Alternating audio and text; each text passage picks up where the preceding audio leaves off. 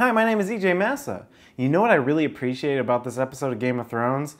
Last episode, they concluded with an exciting reveal, and in this episode, we start right where we left off. They could have easily started this episode off with a Dornish dance sequence, but they didn't. But we cut right to Jon getting up and Davos reacting, "Whoa, I know this was totally my idea, but I'm spooked." The first thing Jon remembers is Olly stabbing him. Yes, Jon, remember Olly. Remember your vengeance. Mel comes in and tells Jon he might be a Jesus. Jon's like, I don't feel like a Jesus, but Mel insists he's definitely a Jesus. Nobody fucks with the Jesus. Jon goes outside and greets everybody, and it's totally not weird. Tormund finally gets in a good dick joke. And that's very realistic, because if my friend got resurrected from the dead, I'd probably start off with a dick joke too. And that deserves bro hugs. Gilly and Sam are on a boat going from one sausage party to the next. Gilly's trying out her stand-up routine on Sam, but it totally flops because she over-explains the joke. They're spelled different, but they sound the same. Sam pukes a lot. Hilarious hijinks. Sam wants to take Gilly to his father's place because the Citadel believes that women have cooties. And there's a cardboard sign that says no girls allowed. Remember that Sam's dad is the reason why Sam's at the wall in the first place, because the little brother was good at sports and drinking Bud Light and all that cool stuff. And Sam wasn't, so that was a way to make sure that the younger brother gets the inheritance and Sam doesn't die in a hunting accident. Maybe if Sam comes back with a wild woman and a baby she claims is his, that would give him cred with his bro dad. Ooh, baby, Sam the Slayer. Slayer of women's hearts. Now what do we have here? Some men in dragon breastplates.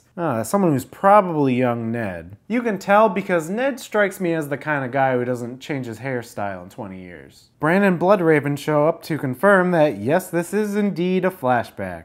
Oh, and it's on, and it's awesome, and it's cool, and everybody's fighting, and Ned's about to, oh no, Ned's in trouble. And Howland Reed comes in with a sneaky assist. Bran wants to see what's inside that tower, but Bloodraven decides to cockblock and give us all narrative blue balls. Bloodraven says you gotta learn all knowledge first. Let's start off with the knowledge inside that tower. The internet wants to confirm R plus L equals J, for Christ's sakes.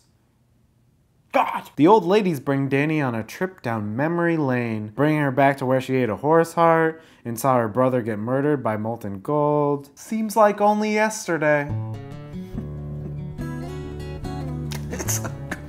The old ladies rip her clothes off, and we get to see the stand-in side boob. I'll take some stand-in side boob. The lead old lady tells Dany that all the calls are coming together to decide what to burn and pillage and what to do with Dany. Although with all the calls coming together, it'd be a shame if somebody burned them.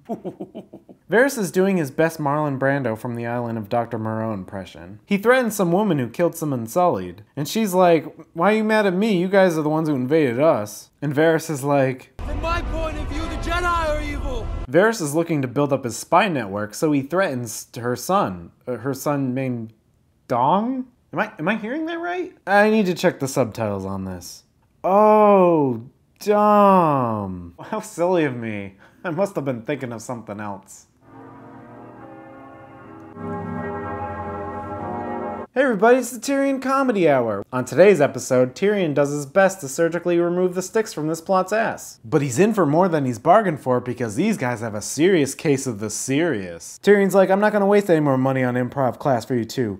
You're lost causes. I'm done. We now join Dr. Creepy McStrange, who's giving candy to some children so they'll whisper into his ear. Oh, gross, you're giving them like prunes and shit? You gotta give them Reese's Peanut Butter Cups and Fun Dip. That's how you do it. I mean, not that I really know how to lure in children. But I do know. Cersei and Jaime come in with Frankenstein. Cersei suggests that she'll nominate Gregor for a champion if there's ever a trial by combat with the Faith Militant. Interesting that they keep referring to him as Gregor and not Sir Robert Strong, and if there's a trial by combat, and perhaps maybe another brother gets involved, could it be the Clegane Bowl? Get hype! They crash the small council meeting, bursting into the room like Cersei's the manager of a strange wrestling duo. Maester Pycelle farts in fear. Emmy Award-winning Game of Thrones, we got good farts. Everybody leaves because these misfits are obviously fucking crazy. I mean, who wears a duster to a Ren fair? Small council indeed.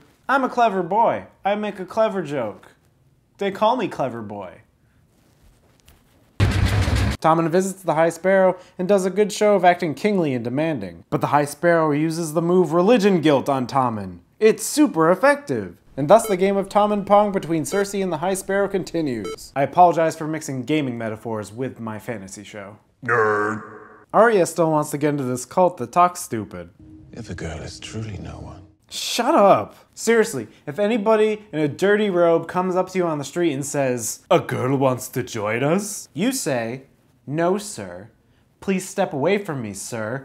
I've got a gun. Arya gets on their good side by taking a page out of Junt's book, perfecting her Franken mac recipe. She makes a mac and cheese so good, they give her eyesight back.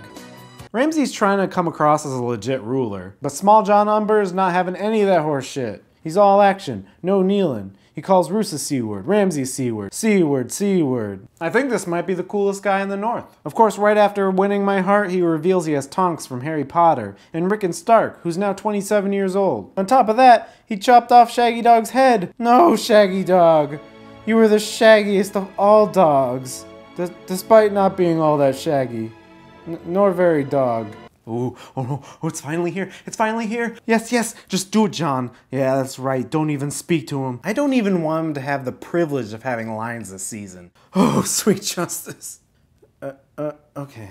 Do we really need to see their bloated faces? Okay, are you really gonna make me feel bad for succumbing to my bloodlust? Just kidding, fuck Olly. And after sweet justice, Jon decides to quit the Night's Watch. He uses this huge loophole in the oath of dying and being dead. My watch is ended. Drop the mic. Peace out, dogs. I thought of this as a transitionary episode. When you say transitionary episode, you usually think of something bad. But it was done in such a way that a lot of things happened, a lot of future events were teased, and it was really compelling.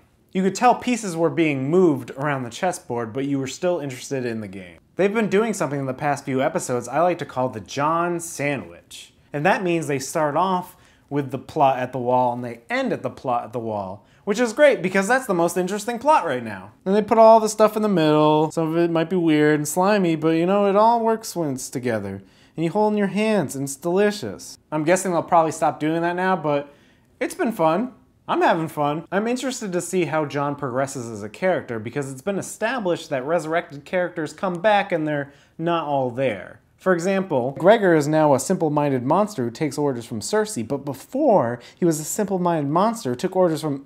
bad example. Beric Dondarrion established that each time he was resurrected by the Red Priest, a piece of him was missing. It'll be interesting to see if all of Jon came back, because if there's no cost to death, then it's just a cheap narrative device. Even the Arya plot seemed to get out of its stall, even though everybody in that plot talks like a unrelatable and lobotomized freak. And if you told me 2 seasons ago that Bran's plot would be one of the most interesting, well, I wouldn't fucking believe you. Now let's have a moment of silence for Shaggy Dog. And now let's have a moment of silence for Olly. Just kidding, fuck Olly.